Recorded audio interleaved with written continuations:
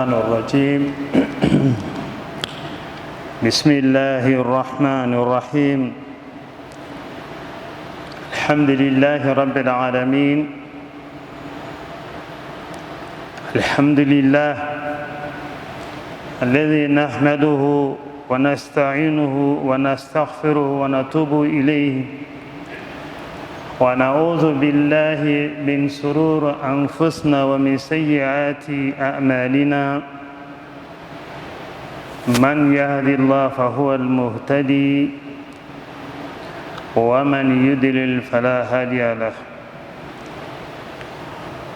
وأشهد أن لا إله إلا الله ولي الصالحين وأشهد أن سيدنا وحبيبنا وعظيمنا وكريمنا محمد بن عبد الله صلوات الله عليه وعلى آله وصحبه وسلم. Chers frères et sœurs, Allah subhanahu wa ta'ala nous dit dans le Saint-Coran: Ba'da a'udhu billahi minash shaitanir rajim, bismillahir rahmanir rahim. Ya ayyuhalladhina amanu ittaqullaha haqqa tuqatih ولا تموتن إلا وأنتم مسلمون. صدق الله العظيم. Allah nous dit: oh, vous qui êtes des croyants, craignez votre Seigneur Allah subhanahu wa ta'ala de la crainte sincère. Faites en sorte que la mort vous trouve parmi les croyants sincères. Nous demandons à Allah qu'il fasse nous des musulmans sincères.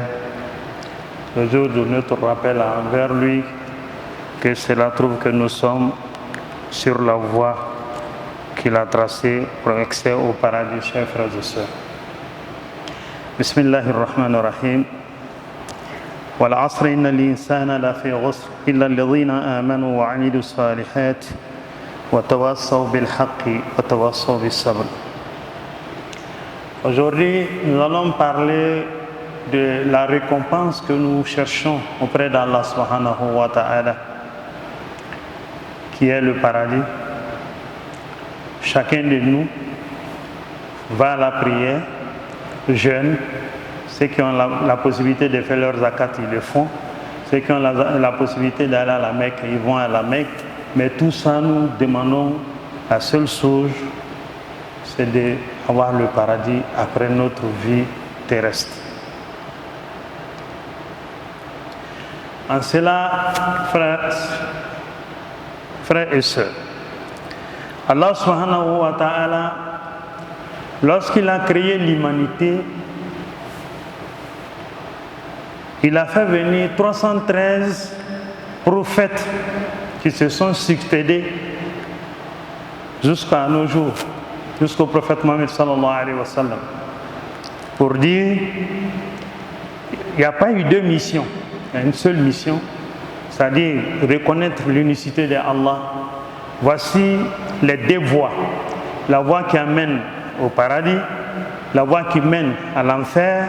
Alors, il nous a donné la faculté de discernement, de pouvoir choisir la voie que nous voulons aller. Et il nous donne cette possibilité. Je vais prendre un exemple pour voir ce que nous cherchons. Est-ce que c'est ce que nous pouvons avoir avec ce que nous faisons? Je prends un exemple sur 24 heures. 24 heures, c'est une journée. Dans le 24 heures, souvent on a 8 heures de sommeil à faire.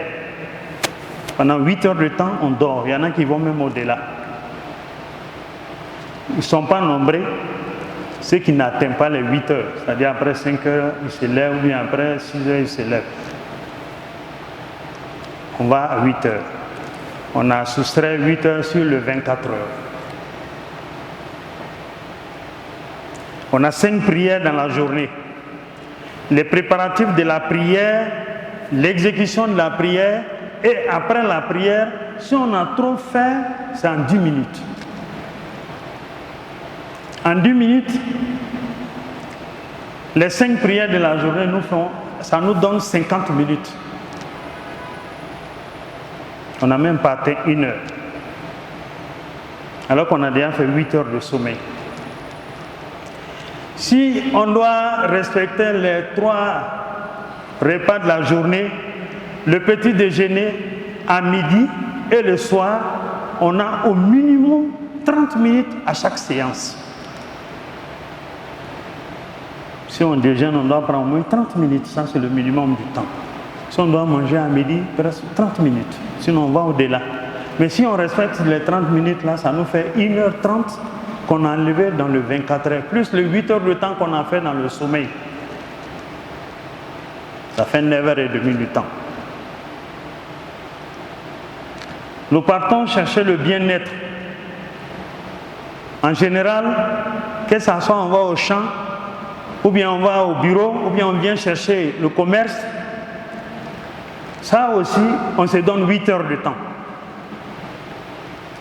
8 heures de sommeil qui fait 16 heures de temps, qui fait 8 heures de sommeil, et 8 heures de travail, ça fait combien? 16 heures, plus 1h30, 17h, 30 minutes, 30 heures qu'on a pris dans le 24 heures.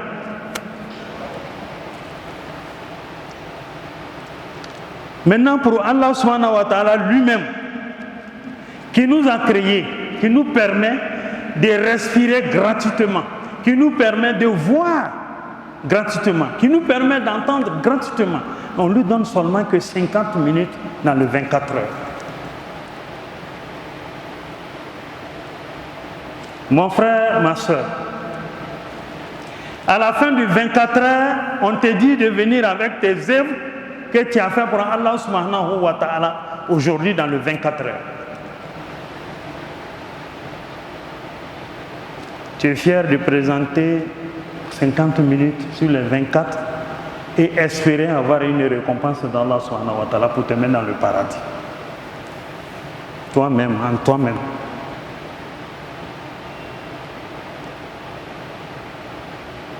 Dieu dit, je te donne 24 heures. Ça, c'est une journée. Maintenant, dans le 24 heures, il faut adorer Allah. Ben, pendant ces 24 heures, tu n'as levé que seulement 50 minutes. Tu n'as même pas fait 1 heure d'adoration pendant les 24 heures. Et le soir, tu viens avec ces 50 minutes sur les 24. Et tu dis, Dieu n'a qu'à te donner une récompense. Si on te dit toi-même de te noter, tu te donnes combien dans ça? Ça ne vaut même pas 1 sur 20. Mais on espère que Dieu va nous mettre au paradis avec ça. Et on veut même qu'on nous appelle des musulmans. Mais toi-même, en âme et conscience, tout ce que tu as perdu inutilement dans la journée, tu mérites d'être appelé musulman.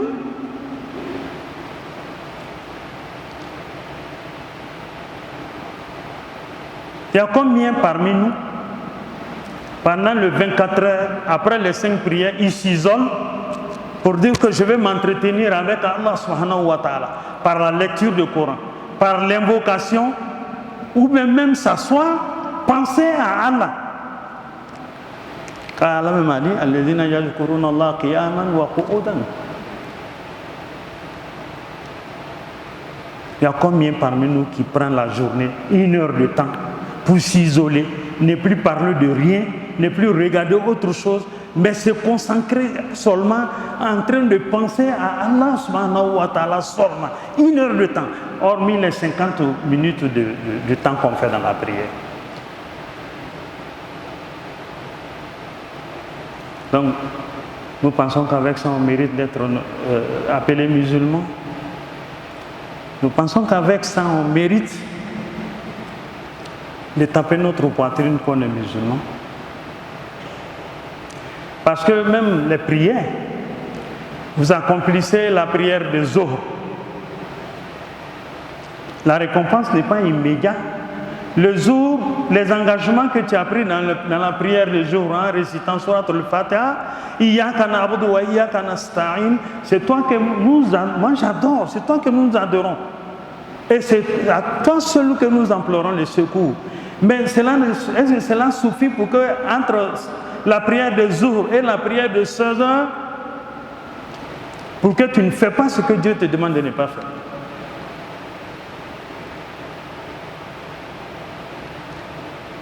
Entre Zuhr et 16 heures, toi tu es au bureau, toi tu es où tu es? Tu es en train de te préparer à détruire. Quelle solution je peux avoir pour empêcher celui-là d'être ce qu'il est ou d'avancer? On le fait avec nos bouches. Quand quelqu'un l'apprécie, tu dis, ah, quand tu l'apprécies, il commence à donner des défauts. Ça, on appelle ça al-hasad. Ça bouffe le bienfait que tu as fait, comme le fait en train de consommer le bois. Donc, peut-être jusqu'à 16 heures, nous n'avons plus rien comme récompense. Mais malgré ça, avec les 50 minutes, on pense que le soir, on peut rendre compte à Allah. On ne peut pas mériter Allah.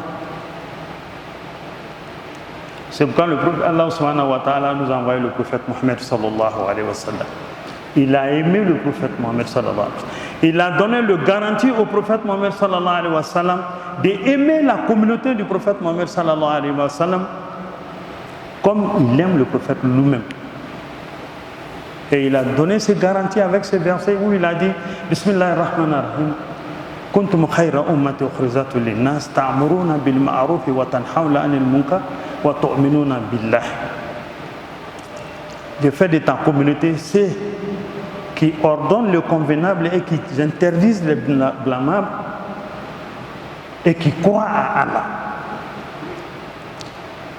Mes chers frères et sœurs, ces rappels, est-ce que quand chacun s'interroge lui-même,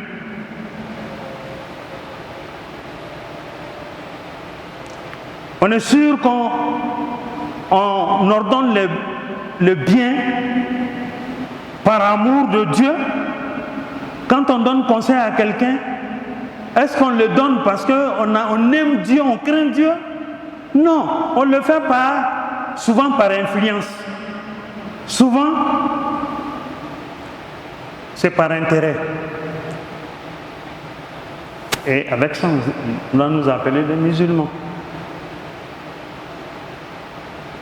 Alors, le prophète Mohammed sallallahu alayhi wa sallam, qui a vu que l'espérance de vie de sa communauté n'est pas grande.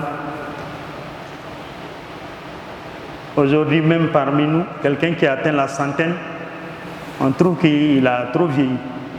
Aujourd'hui, de nos jours. Sinon, il y en a qui ont vécu plus que ça. Alors, quelle est la récompense que Dieu nous donne par sa générosité, malgré nous ne faisons rien qui est convaincant? Nous ne faisons rien qui est convaincant. On est là, on vient à la prière, même si l'imam prend des longs sourates, après la prière, on l'interpelle pour lui dire la prière a été très longue. Ou bien souvent même, on quitte derrière quelqu'un, on ne va pas derrière lui parce que lui là, sa prière ne finit pas. Allah. C'est nous les musulmans. C'est là, subhanahu wa ta'ala, lorsqu'il a envoyé la mission au prophète Mohammed sallallahu alayhi wa sallam de nous dire de croire à Allah, et il a donné la prière au prophète Mohammed sallallahu alayhi wa sallam. À travers cette prière, Allah subhanahu wa ta'ala a donné la sourate al-Fatiha, qui n'a jamais donné ça à aucune communauté avant le prophète Mohammed sallallahu alayhi wa sallam, jusqu'à l'avènement du prophète Mohammed sallallahu alayhi wa sallam. Quelqu'un qui est en train de prier, lorsqu'il dit Bismillahirrahmanirrahim, Alhamdulillahi Rabbil Alamin, Dieu ouvre la porte d'audience, quel que soit le nombre de personnes, pour nous écouter, et il répond à chacun d'entre nous dans la récitation de Surat al-Fatiha.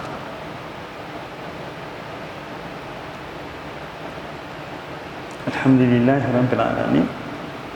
Gloire à Allah subhanahu wa ta'ala, le créateur du monde. Il prend les gens en témoin. Voilà mon serviteur qui vient de me dire, il me glorifie, il reconnaît que c'est moi qui est le créateur du monde. J'accepte ce qu'il a dit. Ar-Rahman Ar-Rahim, miséricordieux et très miséricordieux. Il prend les gens en témoin. Mon serviteur vient de reconnaître que c'est moi qui fais la pitié, qui donne la pitié et qui fait la miséricorde.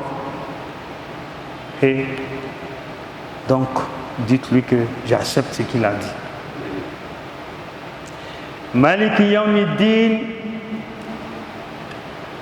le serviteur vient de dire que le jour du jugement dernier, les jours les époux se cachent à leurs époux, les jours les pères se cachent à leurs enfants, les jours les amis se cachent pour ne pas que l'autre le rencontre.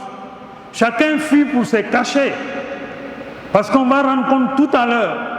Il reconnaît que ce jour-là, je suis le seul qui donnera la parole à qui je veux. Dites-lui que j'accepte.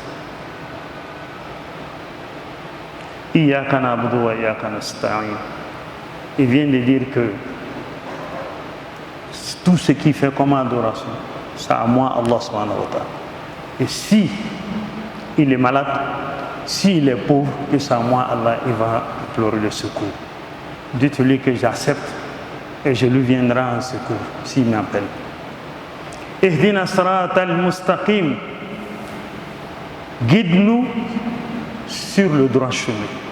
Allah dit aux anges, il demande que je le guide sur le droit chemin. Dites-lui que je fais de lui un croyant. Sirata alladhina an'amta alayhim, la voie de ceux à qui Dieu lui-même leur a accordé sa miséricorde. Je le mets parmi eux.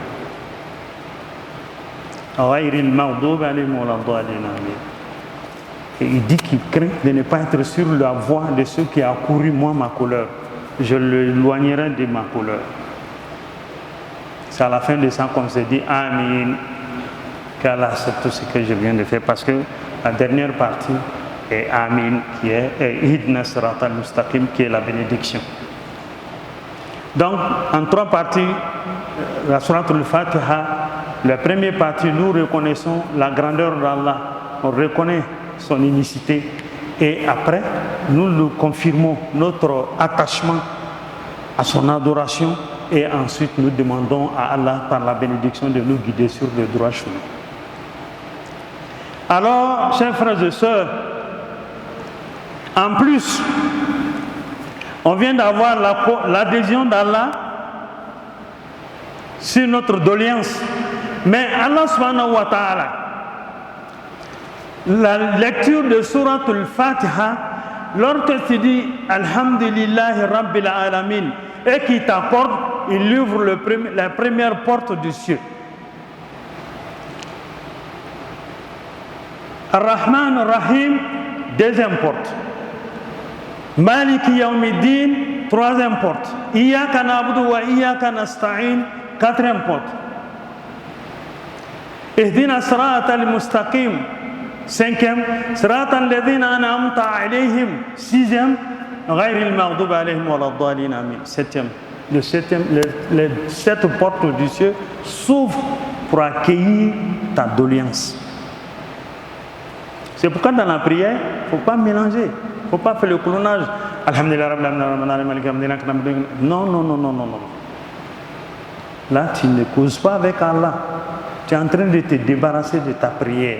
Prends ton temps. Récite aya par aya. Les 7 ayas sont là.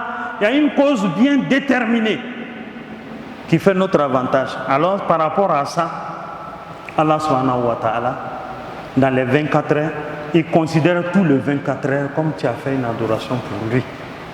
Et il te récompense d'avoir adoré pendant ces 24 heures et il te donne la récompense et il t'accorde le paradis. Mes chers frères et sœurs, c'est l'immense travail que nous faisons. Il ne faut pas que nous allons le gâter par notre propre ignorance, par hypocrisie. par la jalousie, par la haine inutile. Non. Allah nous aime. Alors, chers frères et sœurs, chacun doit faire un effort pour aimer Allah, subhanahu wa ta'ala, de l'aimer, de l'obéir, de faire ce qui lui plaît, de laisser ce qu'il n'aime pas. Là où il nous dit de ne pas aller, ne pas aller. Qu'Allah nous guide sur le droit chemin, qu'il nous guide sur le chemin de ce qu'il a comme l'être et bien fait. أقول قولي هذا لي ولكم وأستغفر الله لي ولكم إن الله غفور رحيم.